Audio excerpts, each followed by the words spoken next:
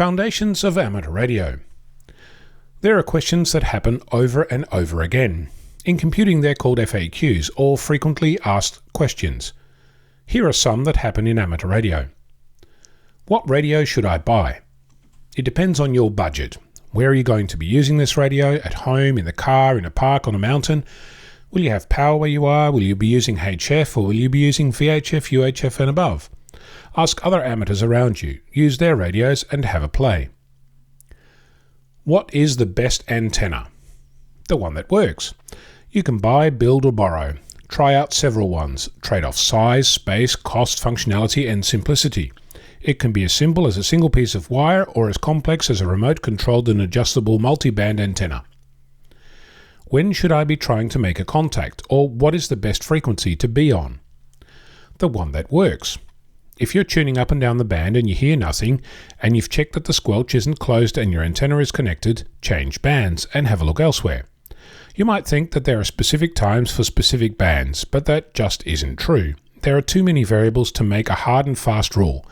You'll get a pleasant surprise at sunrise and sunset. Look up the grey line. How much power do I need? Just enough to make the contact. Sometimes that's 5 watts or less, and sometimes 100 watts isn't enough. Conditions vary greatly, and every time you turn on your radio is a new adventure. Can I use my radio in the car legally? Yes. Your hand microphone is permitted in a vehicle. It's not classed as a mobile phone, and you cannot be booked for using it. But you can still be charged for dangerous driving. So don't be an idiot on the road. If in doubt, don't. Life is not worth a DX entity, even if you've been trying for 38 years. Why should I care about contesting? It's not my style.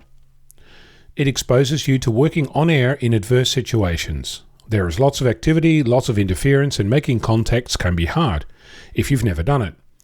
If you learn how to operate in a contest, then when the time comes and an emergency of some sort occurs, you'll be well practiced in the art of making a contact when the going is tough. Think of a contest as a perfect excuse to learn how to use your radio. Why do I keep hearing Sugar and Washington instead of Sierra and Whiskey? Because the Americans think that the NATO alphabet doesn't apply to them.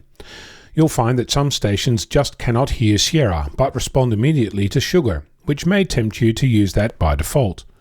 Opinion is divided on best practice, but the ACMA specifies that you use the NATO alphabet, and they're the people who grant you your license. Should I always use phonetics in my call sign? Yes. There are some who think that it's a waste of airtime on VHF and UHF, but it depends entirely on the conditions. If you're operating with a station that you know well, then you might be able to go with the non-phonetic version. But if in doubt, use phonetics. On an international conversation, it's good practice to use phonetics, since not everyone around you will be listening to a 5 and 9 signal. What's the best wire to use for an antenna?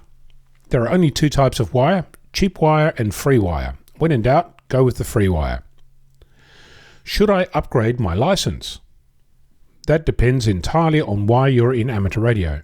If you're here to have a yarn and your current license suits you, then leave well enough alone. If you want a structured environment to learn more stuff, do an upgrade. If you want more privileges, more bands, more modes, more power, do an upgrade. If you're happy as you are, read, talk and learn. One day you might want to upgrade. Don't ever upgrade because someone tells you that you must. This is your hobby. If you stay within your license conditions, then carry on and have fun. If you have other questions or if you didn't like my answers, drop me a line. I'm Onno, Victor Kilo 6 Foxtrot Lima Alpha Bravo.